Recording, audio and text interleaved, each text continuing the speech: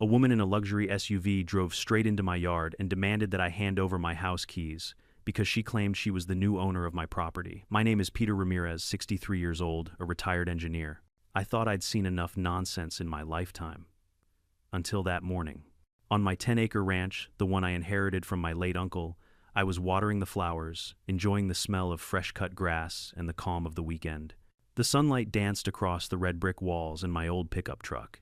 It was supposed to be a peaceful day. Then came the screech of tires. A silver SUV sped down my private driveway, gravel flying everywhere. Out stepped a woman in a white blazer and dark sunglasses radiating arrogance. She pointed at me and declared in a tone that could cut steel, "I'm Elena Rivera, HOA president, and the rightful owner of this property. Hand over the keys now." And just like that, my quiet morning was over. Before we dive into the madness, tell me where you're watching from and what time it is there. And don't forget to subscribe for more outrageous HOA stories like this one. The first thing that hit me wasn't her tone, it was the sheer absurdity of what she said. For a moment I thought she was joking. Maybe she was lost, or maybe she was a realtor checking out the wrong address. But then I noticed her expression, that tight, condescending half-smile people wear when they think they're in control. I took a deep breath, set down the garden hose, and wiped my hands on my jeans. "Excuse me," I said calmly. "Maybe I misheard you. You said, 'You own my house.'" She adjusted her sunglasses and tilted her chin upward. "That's correct. The closing was finalized this week. I'm here to take possession immediately." Possession. She said it like she was seizing a kingdom. I gave a small, incredulous laugh. "Ma'am, I think there's been a mistake. This property isn't for sale. It hasn't been for decades." Her lips tightened. "Don't play games with me. I have documents." She reached into her sleek leather folder and pulled out a stack of papers. The wind caught the edges, flicking through them like the pages of a bad script. I caught a glimpse of my own address printed in bold at the top, but the text below looked off. Wrong formatting, wrong header, wrong font. If you've seen enough legal documents in your life, you know when something's fake. Still, I stayed polite. "May I see those?" She hesitated, clutching them against her chest like sacred scripture. "You'll hand over the keys first, and then we can review them." "HOA procedure.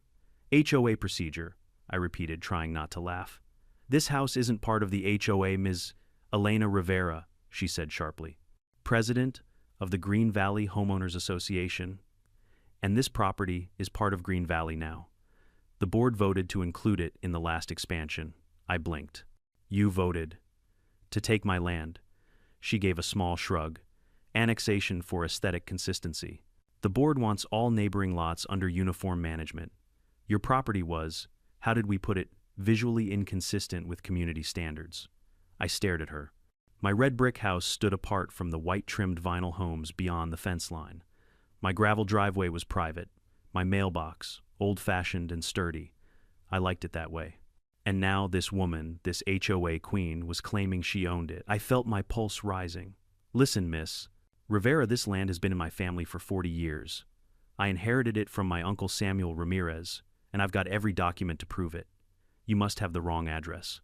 She took a slow step closer, clicking her heels on the stones like a judge approaching the bench. "I'm not mistaken. The address on my file is 4125 Willow Creek Drive."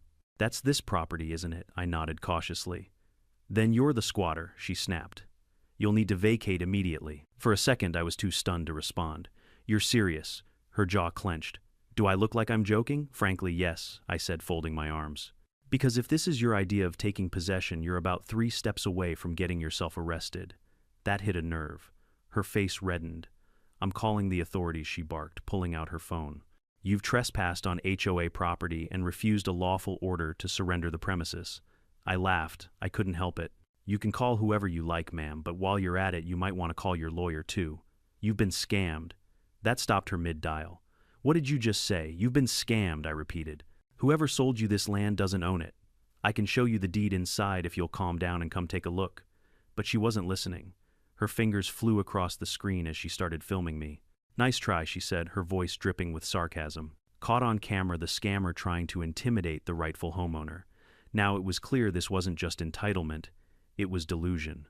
She began walking around the yard, muttering to herself, and taking pictures of everything, my truck, my mailbox, even the old windmill near the fence. She narrated as she went, documenting the squatter's personal effects. possible damage to HOA property. Violations of Community Design Code. I pinched the bridge of my nose. Lady, you're on private land. You might want to stop trespassing before you make this worse for yourself. She spun around. Private this land is HOA jurisdiction now. Everything you see here belongs to the Green Valley community, including that garden. She pointed at my vegetable patch, the one I'd planted with my uncle years ago. That was the moment my patience cracked. I took a slow breath, trying to keep my tone measured. I'm going inside to get the paperwork. Don't move my tools, don't touch anything. I'll be right back. She smirked. You can run, but this will be reported as interference with lawful possession. I didn't reply. I walked inside, locked the door behind me, and went straight to the small safe in my study. Inside were neatly stacked folders, property deed will tax records, and a letter from the county confirming transfer of ownership. Everything was legitimate and notarized. I pulled them out along with an envelope of old family photos showing me and my uncle building the fence proof of our connection to the land. By the time I stepped back outside, Elena was standing near my truck, still on her phone, pacing like a lawyer rehearsing a case. I held up the documents. All right, Miss Rivera, here's my proof. The deed's in my name, the county records are up to date, and the taxes are paid through next year. You've been tricked by whoever told you otherwise. She didn't even look. Those are forged, she said flatly. Forged. Yes. The seller I bought from Catherine Moore Realty provided all legitimate documents. You'll be facing charges for fraud and trespassing. The name hit me like a punch. Catherine Moore. That was the realtor who helped my uncle transfer this property to me years ago. She'd retired and moved to Florida. Something clicked in my mind. Whoever sold Elena this house must have used Catherine's old credentials to fake a sale. Elena, I said carefully, Catherine Moore doesn't work anymore. Whoever you dealt with wasn't her. Her eyes widened for a fraction of a second, then hardened again. You're lying. Why would I lie? I can call her right now. She'll tell you herself. I don't need to hear anything from you. She raised her voice. You're the scammer here. I'm calling the police right now. And she did right there in front of me. I watched her stomp toward the end of the driveway, shouting into her phone. Her voice carried across the open air. Yes, officer, there's a man trespassing on my property. He's pretending to be the owner and refusing to leave. I let out a long sigh and leaned against the porch railing. I'd dealt with plenty of HOA nonsense over the years. Threats about paint colors, lawn height, even mailbox size. But this was something new. The absurdity of it almost made me laugh. But as I looked at Elena pacing back and forth, red-faced and shaking with fury, I realized something else. This wasn't just a funny misunderstanding. This was about to become a full-blown legal mess. I pulled out my own phone, scrolled to the non-emergency number for the county sheriff, and dialed. Sheriff's office, a calm voice answered. Yes, ma'am, I said. This is Peter Ramirez, out on Willow Creek Drive. I believe I've got a case of mistaken property ownership here. You might want to send someone before this woman gets herself into more trouble. The dispatcher promised to send units right away. As I hung up, Elena turned back toward me, triumphant. They're on their way, she announced. You'll be removed and charged within the hour. I met her glare evenly. Perfect, I said. Then we'll let the law decide who's trespassing. For a long moment we stood there, two people on opposite sides of a line, her arrogance against my patience, her delusion against my truth. And somewhere deep inside, I couldn't help but think, this is exactly how HOA wars begin. The wind had picked up, carrying the scent of dust and dry grass, as we stood locked in that ridiculous standoff. Elena Rivera, HOA president, self-declared owner of my home, was pacing near her SUV, like a prosecutor preparing her opening statement. I had seen arrogance before, but hers had a particular flavor, the kind that came from years of getting her way and never being told no. I sat back down on my porch chair, deliberately calm, and waited for the cavalry to arrive. I didn't have to wait long. Within 15 minutes, I heard sirens in the distance, not the frantic kind that scream emergency, but the slow rolling wail that says someone's about to get embarrassed. Elena's smirk widened when she heard it. She straightened her blazer, brushed invisible dust off her sleeves, and said smugly, Finally, justice is coming. I sipped my coffee. Yes, ma'am. Justice is definitely coming. 2 patrol cars turned up my gravel driveway, crunching over the stones, their lights swirling red and blue against the morning sun. The neighbors, the HOA residents who'd been pretending not to watch, peeked out from behind their manicured hedges, ready for a show. Out stepped 2 officers, Lieutenant Daniel Brooks, a tall, graying man with the patience of a saint, and Officer Megan Hill, younger, sharp-eyed, and already jotting notes in her pad. Elena practically sprinted toward them heels, stabbing the dirt like tiny daggers. Officers, she called out, waving dramatically. Thank goodness you're here. This man, she jabbed a finger in my direction, has broken into my property. He's refusing to leave and he's threatening me. Megan raised an eyebrow. Daniel just sighed. All right, ma'am, he said gently. Why don't you start from the beginning? She launched into her monologue, fast, loud, self-assured. She claimed she'd closed on the property earlier that week, that she had a valid purchase contract from a certified realtor, that she'd arrived to find a squatter illegally occupying her new home. Every sentence sounded rehearsed, like she'd practiced it in front of a mirror. I waited patiently on the porch, papers in hand. When Daniel finally turned toward me, I smiled politely. Sir, can I get your name? He asked. Peter Ramirez, I said, offering my ID and a thick folder. I inherited this land from my uncle Samuel Ramirez last year. Here's the deed, the tax records, and a notarized letter from the county. He nodded and began flipping through the documents. I could see his eyes narrowing, not in suspicion but in concentration. Everything checks out so far, he murmured. Behind him, Elena crossed her arms, scoffing loudly. Oh, please. You're really going to fall for that. Those papers are fake. My realtor said the previous owner was a woman named Catherine Moore. I looked up. Catherine Moore. Elena nodded vigorously. Yes, Catherine Moore Realty. She sold me this house and handled the closing. I even transferred the funds through her agency. I felt a knot forming in my stomach. Catherine Moore, the name was real enough, but the woman she was talking about couldn't possibly be the same. The real Catherine Moore had retired over a year ago. I'd attended her farewell lunch myself. Elena, I said slowly, Catherine Moore doesn't sell houses anymore. Whoever took your money wasn't her. Liar, she snapped. You're trying to confuse me, you and your fake papers. Megan stepped forward, notebook in hand. Miss Rivera, do you have your purchase documents with you? Elena blinked. They're at home, she stammered. But I can get them if you'll come with me. Daniel closed the folder in his hands and gave her a measured look. Ma'am, we'll review those documents when you have them, but based on the county record I'm seeing here, Mr. Ramirez is the legal owner. The deed was transferred to his name over a year ago. Her face went crimson. That's impossible. I'm afraid it's not, he said evenly. You may have been the victim of a real estate scam. She stared at him as if he'd just spoken another language. Then she burst out laughing, short, high-pitched, disbelieving. A scam? Oh no, officer. I don't get scammed. I'm the HOA president. I deal with contracts all the time.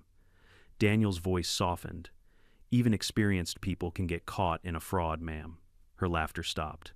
Her eyes turned cold. No. You're all in on this. You're protecting him. I stayed quiet, letting her dig herself deeper. Ma'am, Megan said gently, can you tell us how you made the payment? Elena folded her arms again, chin up. Wire, transfer, direct to the escrow account. Do you have the receipt? At home, she said again. Daniel exhaled slowly. All right. Why don't we call this realtor of yours and verify her identity? For the first time, Elena hesitated. I don't have her number memorized. That's fine, I said. I have the real Catherine Moore's number right here. I pulled my phone out and showed them her contact information. Elena's expression hardened into defiance. I don't believe you. But Daniel took the number dialed and turned on his speaker. Hello, came Catherine's familiar voice after a few rings. Mrs. Moore, this is Lieutenant Brooks with the County Sheriff's Department. I'm with a Mr. Peter Ramirez regarding a property you handled a year ago, 4125 Willow Creek Drive. Oh yes, Catherine said warmly. That was Peter's inheritance, wasn't it? I remember that property well. Daniel nodded. And have you sold it again recently? There was a pause. Then Catherine laughed lightly. Sold it, no. I retired last spring. I haven't handled a single listing since. You could practically hear the air go out of Elena's lungs. Thank you, ma'am, Daniel said. That clears things up. He ended the call and turned to Elena. Ma'am, whoever took your payment wasn't Catherine Moore. You'll need to file a fraud report. But as of now, you have no legal claim to this property. Her face was white with fury. No, you don't understand. I paid for this place. I wired every penny of my inheritance. This is mine. Her voice cracked on the last word. For a second, I saw something flicker behind her. Anger, fear. The kind that comes when the truth finally lands.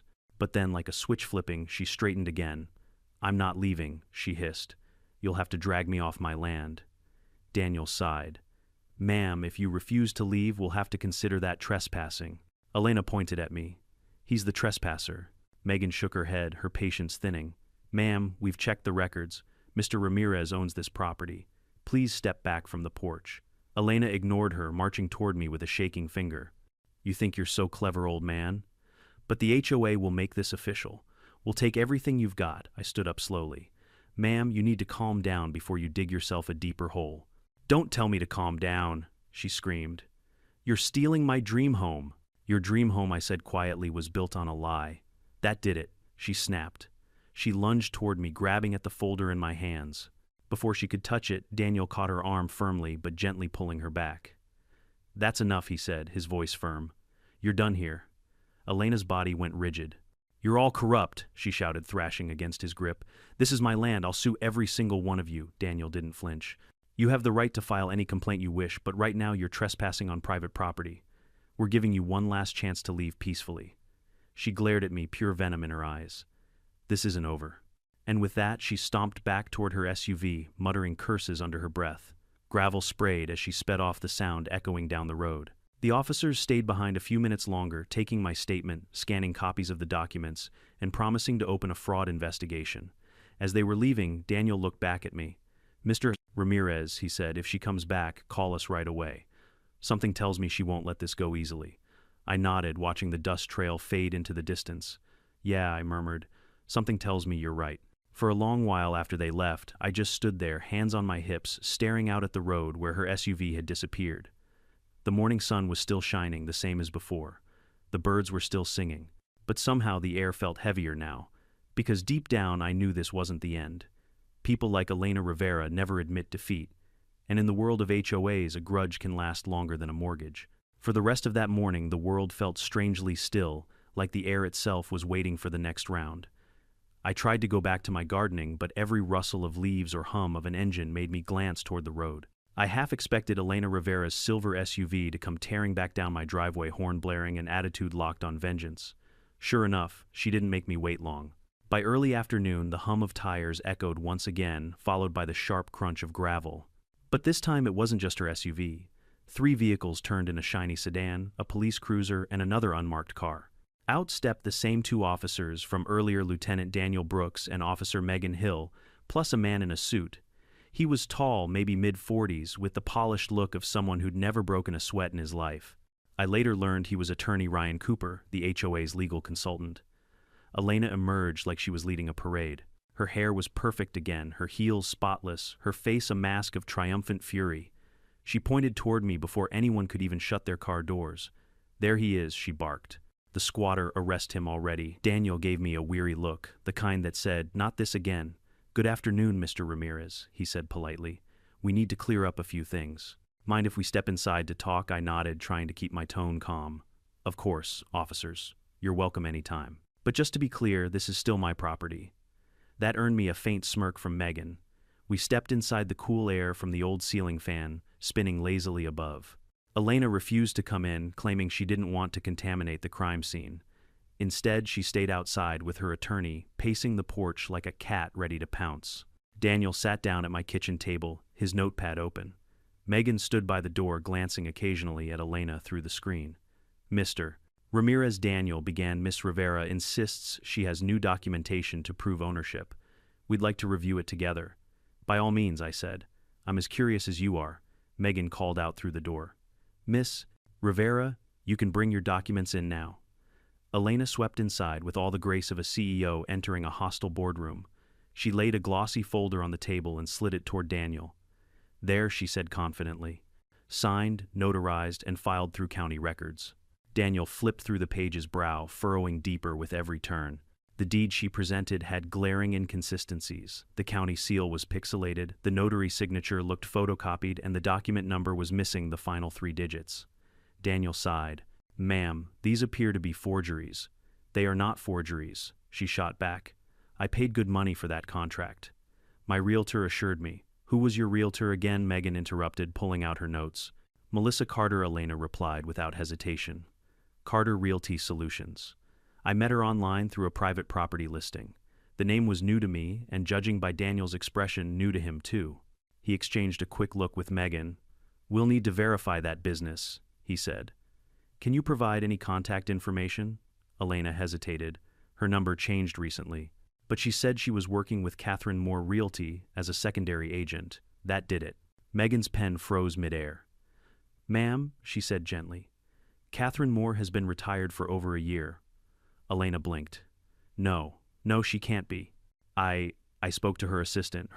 Yes, her assistant Vanessa. She handled all the paperwork. Megan typed something quickly into her tablet, scrolling through official listings. There's no Vanessa listed under that firm.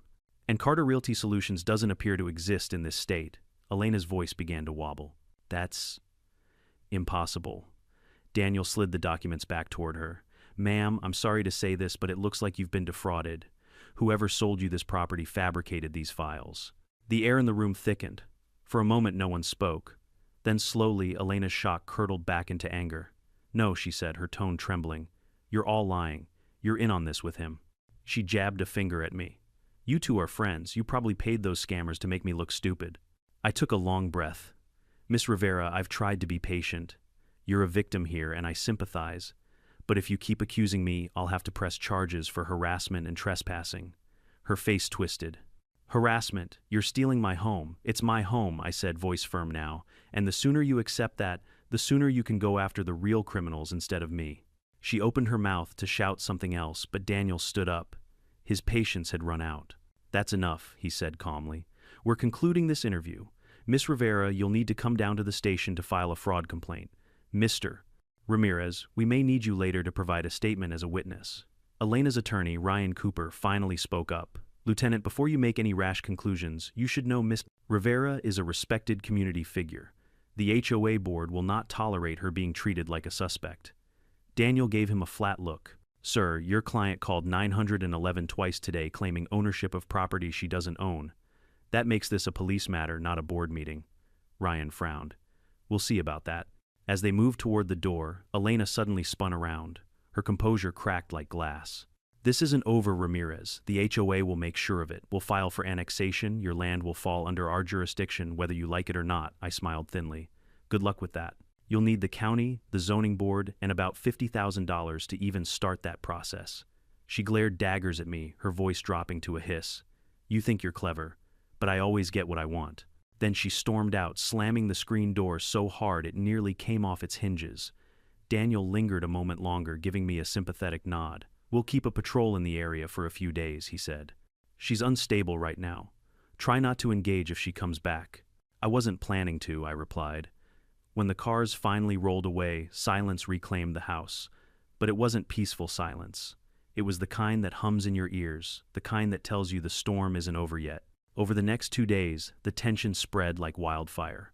Word of the property dispute raced through the HOA community faster than gossip at a Sunday bake sale. I caught neighbors whispering near the fence line, pretending to water plants while sneaking glances my way. On the third morning, I found a notice taped to my mailbox, HOA, Notice of Violation. Unauthorized structures visible from community boundary. Please remove immediately or face citation. Green Valley HOA Board, I laughed out loud. They were citing me a homeowner who wasn't even in their jurisdiction. And at the bottom, neatly signed in bold blue ink, Elena Rivera, HOA President. That afternoon, I marched over to the community gate with my folder of documents. The guard looked nervous as I asked for the board's office. Inside, a row of volunteers sat around a long glass table. And there she was again, Elena Rivera, arms crossed, chin high, pretending nothing had happened. Oh, Mr. Ramirez, she said sweetly. I was just about to send you another notice. I laid my folder on the table. Save your ink, Elena. The county confirmed again this morning, your HOA has no authority here. If you keep sending fake violations, it's harassment. She smiled. Then sue me. I leaned closer, lowering my voice. Don't tempt me. By the time I got home, I was exhausted but not surprised when another patrol car pulled up behind me. It was Megan. She stepped out, hands in pockets, giving me a tired smile. Afternoon, Mr. Ramirez, she said. Mind if I ask a quick question? Go ahead. She showed me her tablet. We ran the name Melissa Carter. No license, no business registration, no real estate ID. The number Miss Rivera gave us is linked to a prepaid burner phone. So she was scammed for real, I said quietly. Megan nodded. Looks that way. The department's cybercrime unit is tracing the payment, but be careful. Okay, people who can't accept being victims sometimes find new targets. I understand, I said. Don't worry, I'm not going anywhere, she smiled faintly. Didn't think you would. After she left, I stood on my porch watching the sunset burn gold across the horizon. The windmill creaked softly, and for a brief second the world felt calm again. But deep inside, I could feel it. The fight with Elena Rivera was far from over. If anything, it had just begun. The following week felt like walking through fog, quiet on the surface, but full of something unseen heavy, waiting to strike. I thought maybe, just maybe, after that humiliating encounter at the HOA office, Elena Rivera would finally let things cool down. But people like Elena didn't cool down. They simmered. And when they simmered, they planned. On Tuesday morning, I got a call from Lieutenant Daniel Brooks. "Mr. Ramirez," he said in his steady baritone, "we've been digging into your case. There's more to this than we thought." He explained that their cybercrime unit had tracked Elena's wire transfer, a six-figure payment sent to an offshore account registered under the name Melissa Carter. That same name had been used in several fake property listings across 3 states. The scammer's trail was cold, but the amount of money involved meant the FBI might soon take interest. Unfortunately, that did little to help my immediate problem. A furious HOA president still convinced I was part of a conspiracy to steal her dream home. Daniel sighed before hanging up. "We'll do what we can on our end, Mr. Ramirez. But if she approaches you again, document everything. Don't engage." I promised I wouldn't, but fate as usual had other ideas. That Friday, I woke to the distant rumble of engines. At first, I thought it was construction somewhere down the road. But when I stepped out onto my porch, the sound grew louder and closer. A convoy of white utility trucks rolled into view, engines humming in unison. Each truck bore the bold green logo of Green Valley HOA Maintenance Division. I counted 4 trucks. And standing proudly in front of them, arms folded and sunglasses gleaming, was Elena Rivera. I didn't even have time to curse before she shouted, "Mr. Ramirez, we're here to conduct a property inspection and code compliance review." "Step aside, inspection," I repeated, baffled. "You don't have any authority here," her voice boomed over the rumbling trucks. "You've received multiple citations for violations of HOA standards. We've given you notice. Now we're enforcing compliance." I looked past her. A few of the workers looked uncomfortable, clearly aware something wasn't right. One of them, a younger guy in a neon vest, leaned toward his coworker and whispered, "Isn't this the house outside the boundary? I caught that." So did Elena. "Quiet," she snapped at him. "This property is part of Green Valley as of last month. The annexation paperwork is being finalized." I laughed out loud. "You can't just annex private property because you don't like how it looks, Elena. This isn't medieval Europe." "Step aside, Mr. Ramirez," she said, her voice trembling with fury, "or I'll call law enforcement again." "Please do," I said, pulling out my phone, "because I'll call them first." Within 20 minutes, the same familiar siren echoed down the road. This time it wasn't just Daniel and Megan. A second cruiser pulled up behind them, back up. Elena stood tall, waving her clipboard like a sword. "Officers, perfect timing. This man is obstructing an official community operation." Daniel rubbed his temples. "Ma'am, we've talked about this. The Green Valley HOA has no jurisdiction over this property. If you keep this up, it becomes harassment." She smirked. "I've filed annexation paperwork. The county will approve it any day now." Megan checked her tablet. "No such filing exists, Miss Rivera." Elena blinked. "What, nothing's been submitted?" Megan continued. "And even if it had, annexation requires county hearings, resident consent, and zoning board approval. You don't have that authority." The HOA workers started shifting uncomfortably. A few quietly began backing their trucks away, but Elena wasn't giving up. "You're lying. He bribed you." "You're all part of this." I stepped forward, holding up my phone. "Actually, Elena, this is being recorded and live-streamed. You might want to choose your next words carefully." Her face turned the color of raw steak. "You wouldn't dare." "Oh, I would," I interrupted, "because I'm tired of your threats." For a long moment no one moved. The wind rustled through the tall grass. Even the officers seemed frozen between disbelief and exhaustion. Then Daniel broke the silence. "Miss Rivera, you're officially being warned for trespassing and interference with private property. If you or your contractors cross that fence again, we'll place you under arrest." She laughed, a shrill, desperate sound. "You can't arrest the HOA president." Megan folded her arms. "Try us." The silence that followed was deafening. Finally, one of the workers, a man with graying hair and a kind face, stepped forward. "Ma'am," he said carefully, "we're leaving. We don't want to get mixed up in this." "You'll be fired," Elena barked. He shrugged. "Better fired than arrested." One by one, the trucks rolled back down the driveway, their engines fading into the distance. Elena watched them go, trembling with rage. When she turned back to me, her voice dropped to a hiss. "You think you've won, old man. But this isn't over. I'll sue you for every penny you've got." I didn't even bother replying.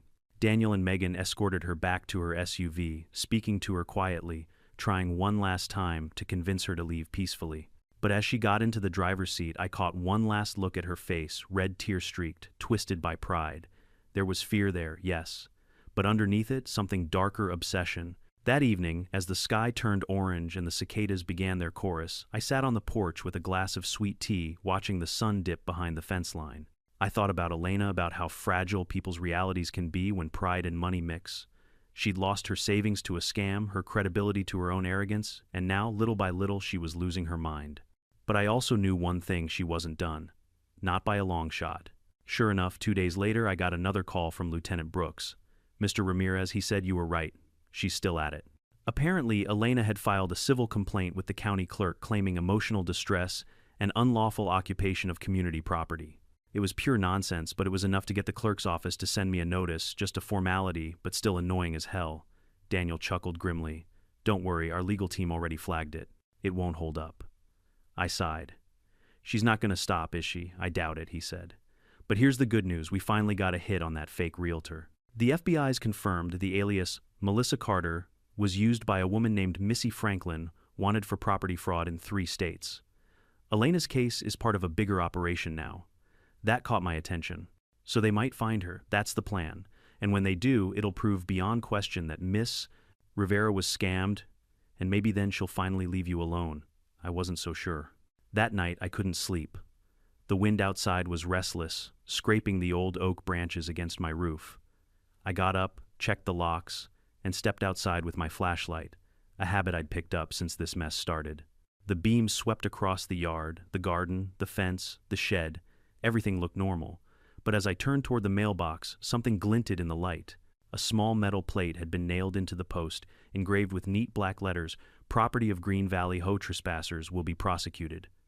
I exhaled slowly through my nose. Unbelievable. My first instinct was to rip it off right then and there, but I stopped myself. No better to leave it. Evidence. I took a photo, time-stamped it, and emailed it directly to Daniel. Then, for the first time that night, I allowed myself a dry laugh. "She's getting desperate," I muttered. "Good. That means she's close to losing." I went back inside, double-locked the door, and poured myself another drink. Whatever storm was coming, I was ready.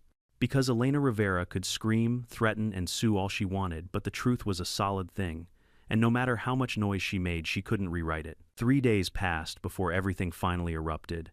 It was a Sunday morning, bright, calm, deceptively peaceful. The kind of day when you'd expect to hear nothing louder than the buzz of bees or the creak of a rocking chair on a porch. I was sitting there myself, sipping coffee, half watching a bluebird perch on the fence. Then from the distance I heard a familiar sound. Tires. Slow at first, then faster, louder, grinding over gravel, until the bird fled in a blur of blue wings. My heart sank even before I saw the car. That same silver SUV came flying down my driveway again, fishtailing slightly, before screeching to a stop. I muttered under my breath. Not again. The door slammed. And out came Elena Rivera. Hair-messy face, flushed eyes, wild with fury. She wasn't wearing her usual immaculate blazer, just a wrinkled blouse half tucked into her pants, and she was barefoot. Barefoot. She stormed toward me, waving a folder above her head. "You thought you could embarrass me in front of my community, didn't you?" she shouted, voice already cracking. "You thought you could humiliate me." I set down my mug and stood. "Miss Rivera, I think you need to calm down." "Don't you dare tell me to calm down," she shrieked. "I have proof now, real proof. You forged every document you showed those officers." She slammed the folder onto the porch table so hard that my coffee cup rattled. I opened it. Inside were a few blurry photocopies, each stamped in bold red letters. "UN verified document." "Elena." I started carefully. "Where did you get these?" "From the county office," she spat. I called and demanded the files, and do you know what they said? They said the originals couldn't be located. You hid them. You erased them from the record. I rubbed my temples. "That's not how records work." "You've been lied to again." Her face twisted. "No. This time I know the truth. You bribed everyone, the realtors, the police, even the county, but you can't bribe me." I took a small step back. Her voice was trembling, almost unhinged. "Elena," I said, trying to sound steady, "listen to me. You're angry, and I understand why. You've been scammed, and it hurts. But this isn't the way to fix it." She shook her head violently, tears welling in her eyes. "No, you don't get it. This land is mine. It's supposed to be mine. I worked my whole life for it." Her voice broke on the word mine, And then before I could respond, she suddenly marched down the porch steps and disappeared around the side of the house. "Elena," I called. "What are you doing?" No answer. I jogged after her, heart pounding. When I reached the backyard, I froze. She was standing near my old wooden mailbox, hammer in hand, a shiny new metal plate ready to be nailed in. On the plate were the same words I'd found days earlier. "Property of Green Valley Ho." "Elena, stop," I barked. She swung the hammer and missed the nail, clipping her own finger. She cursed loudly but kept going. "I'm reclaiming what's mine," she shouted. "You stole this property and now I'm marking it for repossession." I took a slow step forward. "Elena, if you hit that mailbox one more time, you'll be destroying federal property. That's a crime." She paused for a heartbeat, then slammed the hammer down again. "All right," I muttered. "You're done." I pulled out my phone and dialed 911. The dispatcher already knew my address before I finished explaining. "Mr. Ramirez," she said, "we've received multiple calls about your location this morning. Units are on the way. Multiple calls." I looked back toward Elena, who was pacing in the driveway now on her own phone. Her hair stuck to her forehead with sweat. "Yes, officer," she shouted into the phone. "He's threatening me again. He's got weapons. I sighed. Unbelievable." Within minutes, sirens blared in the distance. But this time, instead of relief, I felt dread. If she kept escalating, someone could get hurt, and not just emotionally. 2 police cars came roaring up the driveway. Out stepped Lieutenant Brooks, Officer Hill, and another uniformed deputy I didn't recognize. Their faces said everything: exhaustion, irritation, and the quiet prayer that this would be the last time they'd have to visit this address. Daniel held up a hand to me as he approached. "Mr. Ramirez, you—" "Okay, I'm fine," I said. "She's not." He nodded grimly and turned to Elena. "Miss Rivera, we've talked about this. You can't keep coming onto this property." "You don't understand," she yelled, pacing back and forth. "He's a criminal, a fraud. He's been threatening me, ma'am." "No one's threatening you," Megan said gently. "You need to take a breath and listen." But Elena wasn't listening anymore. She pointed toward me with a trembling finger. "You all think I'm crazy, don't you? You think I'm some joke? Well, let's see who's laughing when I take this to court. I'll sue every one of you." Daniel's patience cracked. "Ma'am, please put the hammer down." She looked at the tool in her hand like she'd forgotten it was there. Then she threw it, not at anyone, but straight down onto the gravel, where it clattered loudly. "I'm not crazy," she screamed. Birds exploded from the trees in a rush of wings. The younger deputy stepped forward, cautiously, hand on his belt. "Ma'am, we're asking you one last time to calm down." She shook her head, tears streaming now. "No, no one listens. No one believes me. You're all against me. You're all." Then suddenly she lunged toward me. It happened in a blur. She took 3 quick steps, reaching out maybe to grab my shirt, maybe the phone still in my hand. But before she could reach me, Daniel and the deputy intercepted, each taking an arm. "Elena Rivera," Daniel said firmly, "you're under arrest for trespassing, harassment, and destruction of property." Her scream was raw, primal. "No, you can't do this." The officers moved quickly, professional, but careful, restraining her without force beyond what was necessary. Still, it was hard to watch. For all her arrogance and cruelty, she looked utterly broken. Now, mascara streaking her cheeks, hair-tangled knees scraping the gravel as she fought against reality itself. As they read her rights, she continued shouting, "This is my land, I'll sue, the county I'll." Her words dissolved into sobs. Megan approached me quietly. "You okay, Mr. Ramirez?" "Yeah," I said softly. "Just tired." She nodded. "We're taking her in. There'll be a mental health evaluation before booking. Hopefully that gets her some help." I watched as they led Elena toward the cruiser. Her body sagged in defeat now, but her eyes, when they met mine, still burned with that same mix of hatred and denial. "I'll be back," she whispered hoarsely. "You can't keep me out." I didn't respond. There was nothing left to say. When the cars finally disappeared down the road, silence returned. But it wasn't the heavy kind this time. It was clean, quiet. I picked up the fallen hammer from the gravel and turned it over in my hands. It was expensive, engraved with the initials ER, probably a gift from some HOA ceremony. For a moment I almost felt sorry for her. Almost. I set it down on the porch railing and looked around at my land, the garden, the oak trees, the old barn my uncle built with his bare hands. All this chaos over something that was never hers. The next morning, Lieutenant Brooks stopped by one last time to finalize his report. He looked worn out but relieved. "She'll be in holding until her hearing," he said. "Charges might get reduced if the mental health team recommends treatment." "Good," I said. "She needs help more than punishment." He nodded, closing his notebook. "You handled this better than most people would have, Peter. I mean that." I gave a faint smile. Years of HOA meetings taught me patience, Lieutenant. He laughed at that, a dry, knowing laugh, and then shook my hand. If you need anything, you've got my number. As his cruiser rolled away, I exhaled deeply. Finally, after weeks of chaos, there was peace. But peace always feels fragile after a storm. I knew the scars of this mess would linger in my memory in the community, and maybe even in Elena Rivera's mind. Still, as the sun climbed high over the ranch, I felt something else too quiet: vindication. Because no matter how loud the entitled screamed, the truth always stood taller. And this time, the truth had finally spoken. For the first time in weeks, Monday arrived without dread circling my stomach like a hawk. The house breathed again, quiet boards, soft fan, the metronome tick of the old mantel clock my uncle left me. I watered. The tomatoes tightened a loose latch on the barn and swept a small ocean of wind-blown leaves off the porch. Normal things. Holy things if you've recently lived through HOA warfare. By mid-morning, the phone rang. It was Lieutenant Daniel Brooks. "Morning, Mr. Ramirez," he said. I could hear the scrape of a chair, the hum of an overworked air conditioner wherever he was. "Wanted to update you. The county filed formal charges against Elena Rivera, criminal trespass, vandalism of federal mail property, and disturbing the peace. The DA's office plans to recommend mental health diversion if she accepts it." I leaned on the kitchen counter. "If she accepts it," I repeated. He exhaled. "We also coordinated with state cybercrime. That fake realtor you flagged, alias Melissa Carter, matches Missy Franklin wanted in 3 states. And here's the big one. The FBI opened a case because the fraud crossed state lines and used forged escrow portals.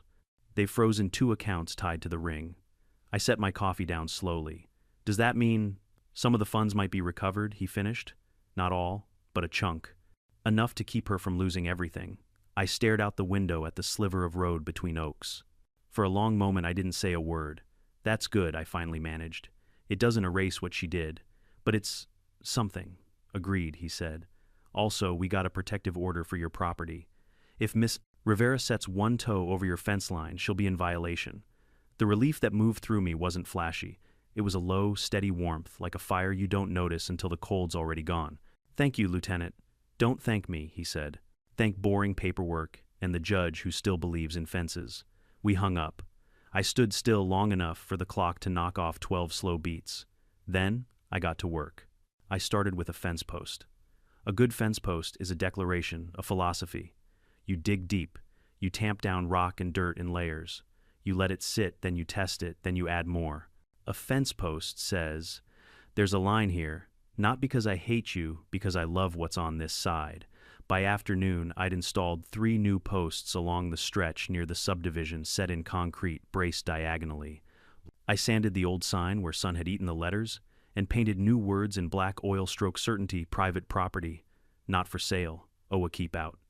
It felt faintly theatrical, I'll admit. But theatrics have their place when your audience thinks reality is optional. Around dusk, a familiar sedan rolled up the drive, slow and respectful, as if it had rehearsed the approach. Catherine Moore stepped out, retired realtor, short white hair posture, like a willow, flexible but unbroken. She carried a pie and a folder. "I brought pecan," she said, "for your sugar, and documents for your armor." We sat on the porch. The pecan had the proper crackle on top. She slid the folder across the table. "Affidavit from my last day in business notarized. Copies of the original transfer to you and your uncle's will. A statement about my retirement date so the DA can swat down anyone invoking my name." I flipped through the papers. Tight fonts, perfect seals. "You didn't have to come all the way out here, Catherine," she smiled. "I sold 1,000 houses in 40 years. Most of them went to people who said please and thank you. But every few years a shark wandered in wearing church clothes. This felt like one of those. I wanted to see with my own eyes that you're okay." "I am," I said. "Stubbornness is a family trait." "Good," she replied. "Keep it." We ate pie with forks straight from the tin. The sky went violet and crickets tuned their instruments. Somewhere a siren wailed and faded miles away, somebody else's drama unspooling. When Catherine left, she squeezed my arm. "You know," she said, "money makes fools. Power makes enemies. But land makes history. Guard it." Then she drove away, taillights smearing red through trees. The HOA story didn't end when Elena was hauled off. Stories like this never end, they ferment. By Wednesday, the Green Valley HOA held an emergency meeting. Word traveled across hedges like pollen. I wasn't there, God forbid, but I got the recap from my mail carrier, from the hardware store clerk, from a contrite neighbor who'd spent the last month pretending not to know me. Apparently the boardroom was a theater of shame. A dozen residents showed up muttering about overreach and public embarrassment. A landscaper presented an invoice showing the HOA had attempted to bill him for the aborted compliance raid on my yard. He refused to pay. He also refused to work with Green Valley again. Then came the bombshell. The board's attorney, Ryan Cooper, resigned on the spot. The rumor was he'd warned Elena formally in writing not to take any action near my property until the county ruled. She did it anyway. He wasn't about to go down on her ship. By the end of the meeting, a motion to censure the president was on the floor. The vote deadlocked. The vice president, a taut woman with hurricane hair, tabled it until further legal clarity. That's HOA for we're scared and we don't know what to do. They issued a statement the next day. In careful PR, Beige Green Valley HOA acknowledges a series of misunderstandings regarding a neighboring property. We are cooperating with authorities and reviewing internal processes. Not an apology, mind you. But the word misunderstandings is what an HOA says when their crown has slipped and they're afraid it's visible. A week later, someone quietly removed the HOA notice of violation from my mailbox. No note, just absence. Sometimes victory looks like subtraction. The FBI called me on a Friday. A woman named Agent Hollis, voice like a measuring tape, precise, cool. She asked if I'd provide a statement about the phony documents and the forged Catherine Moore tie-in. Of course, I said. We've frozen $142,000 linked to Miss Rivera's transfer, she said. Another $60,000 appears to have been laundered through cryptocurrency and may not be recoverable. We're moving to seize the frozen funds and return them pro rata to identified victims. Does Elena know? I asked. She will, Agent Hollis said. We're coordinating with the DA. A little human relief can help people accept legal reality. I thanked her. After we hung up, I sat in the quiet and listened to the attic settle. I imagined Elena in a small beige room with a plastic plant and a soft-voiced counselor finally being told gently, firmly this: you were wrong and you were wronged. Both can be true. That night, I slept without waking. 2 Sundays after the arrest, I found a letter tucked under my doormat. No HOA letterhead, no legal threats, just thick white paper and a blue ink script I didn't recognize. Mr. Ramirez, I am writing because I don't know how to say this out loud. I was raised to win arguments, not to ask forgiveness. I'm sorry. ER. No paragraphs. No explanations. No, but just 2 words so bare they almost looked naked on the page. I stood there on the step with the letter between my fingers, feeling nothing at first. Then something subtle and stubborn unclenched behind my ribs. I folded the note and put it in the drawer with the tax receipts. Not for evidence. For memory. I didn't write back. It wasn't a conversation. It was a stone set down. The days stacked up and smoothed out. I repaired the windmill's tail, patched a panel on the shed roof, strung a new line of twinkle lights along the porch, because life is too short not to decorate your home like a summer evening. Sometimes a car slowed at the end of my drive and kept going. Sometimes a neighbor waved for too long, guilt lingering, and I waved back for exactly long enough to be kind. A month after the arrest, Lieutenant Brooks swung by in plain clothes. He brought lemonade from the diner and a copy of the court's protective order, embossed and official.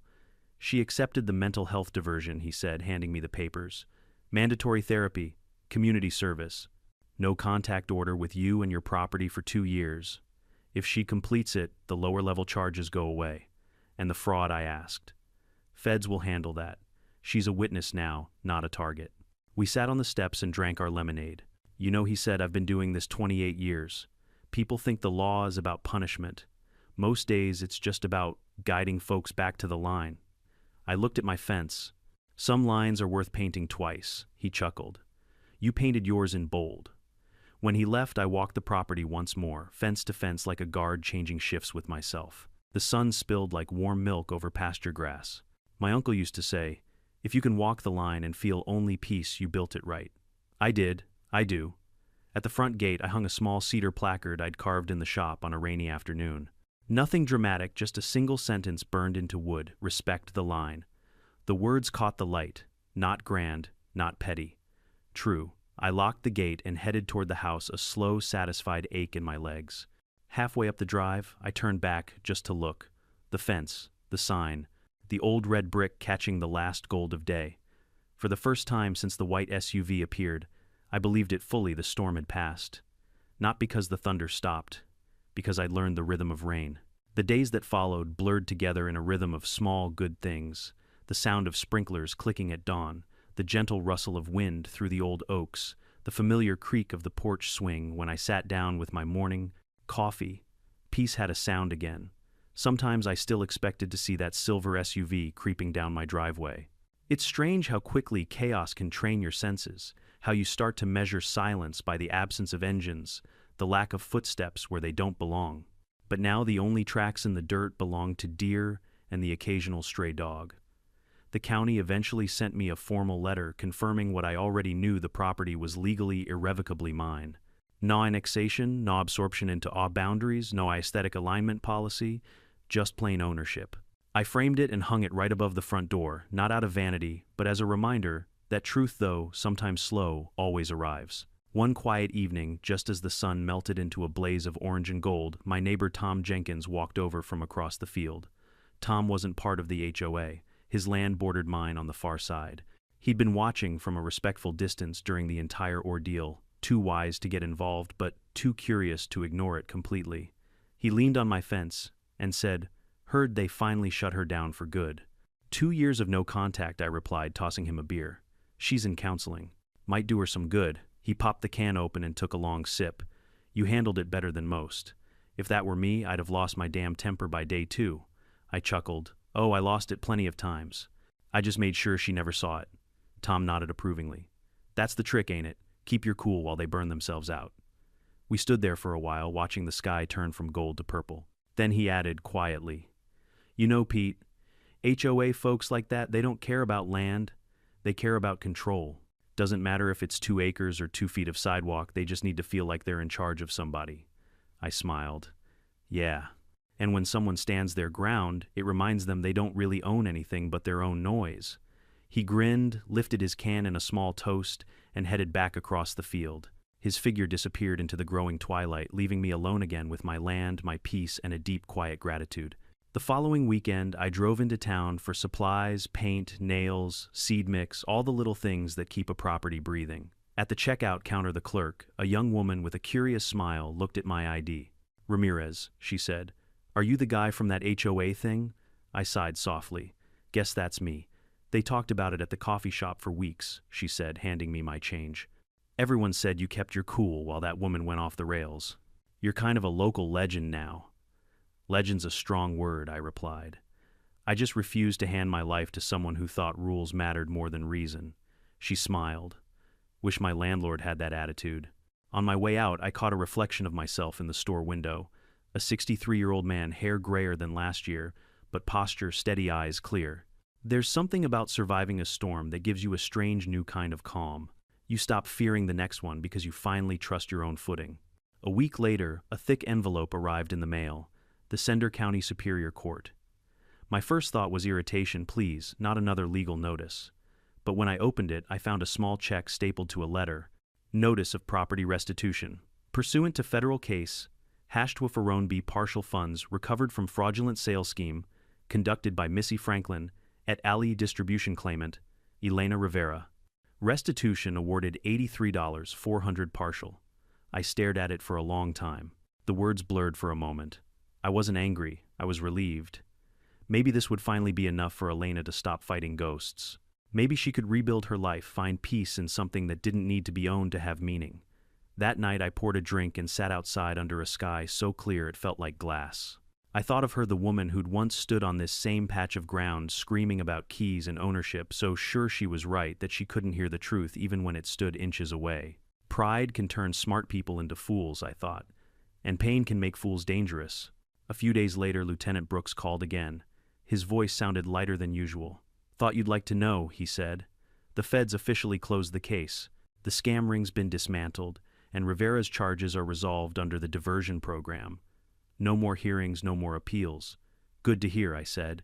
"Maybe now we can all sleep a little easier." "She mentioned you in her counseling session," he added. "Said you were the first person who didn't yell at her." That gave me pause. "Did she really?" "Yeah," he said. "She told the therapist that when she screamed about being the owner, you didn't mock her, you just told her to check the truth. That stuck with her." I didn't know what to say. I wasn't sure I wanted to. Well, Daniel said softly sometimes, patience is the loudest kind of justice. He hung up and I sat there for a while, phone still in my hand, letting the weight of that sentence sink in. Summer rolled into fall.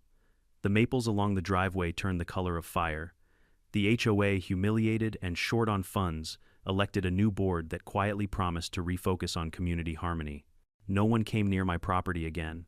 The new president even mailed me a letter, handwritten, polite, almost human. Dear Mr. Ramirez, on behalf of the Green Valley HOA, I sincerely apologize for the distress caused by the previous administration. We hope to rebuild goodwill with all our neighbors. Respectfully, Sandra Miller, Green Valley HOA President. I pinned that letter beside the old one I'd gotten from Elena. I'm sorry. The two pieces of paper, side by side, looked like opposite halves of the same story. One born from ego, the other from humility. The contrast made me smile. Now, months later, I still wake early, feed the chickens, fix what's broken, and walk the boundary lines like a ritual. Some people meditate. I mend fences. The sign at the gate still reads, "Respect the line." I've had neighbors ask what it means. Some think it's about property boundaries. Others think it's a jab at the HOA. The truth is simpler and maybe deeper. It's not about fences or rules. It's about understanding where respect ends and entitlement begins. Where standing your ground stops being pride and starts being peace. I've learned that the loudest people often crave silence the most. They just don't know how to live in it. As for me, I've learned that silence can be a kind of victory. If you've stayed with me this far, thank you. Maybe you've had your own Elena Rivera, someone who tried to claim a piece of your life, your time, or your dignity because they believed they could. Maybe your storm looked different, a coworker, a neighbor, a family member, but the lesson is the same. When someone tries to cross your line, you don't need to shout. You don't need to fight dirty. You just need to stand firm, stay calm, and let truth do the heavy lifting. It might take days, weeks, or even months, but truth always walks home eventually, and it always knows which gate is yours. So what about you? Have you ever had to draw your own line to say, enough, this is mine? Tell me in the comments what you would have done if you were in my shoes. And if you believe that calm can win against chaos, that truth can outlast noise, subscribe because I've got more stories where this one came from. There's always another fence, another line, another lesson waiting behind it.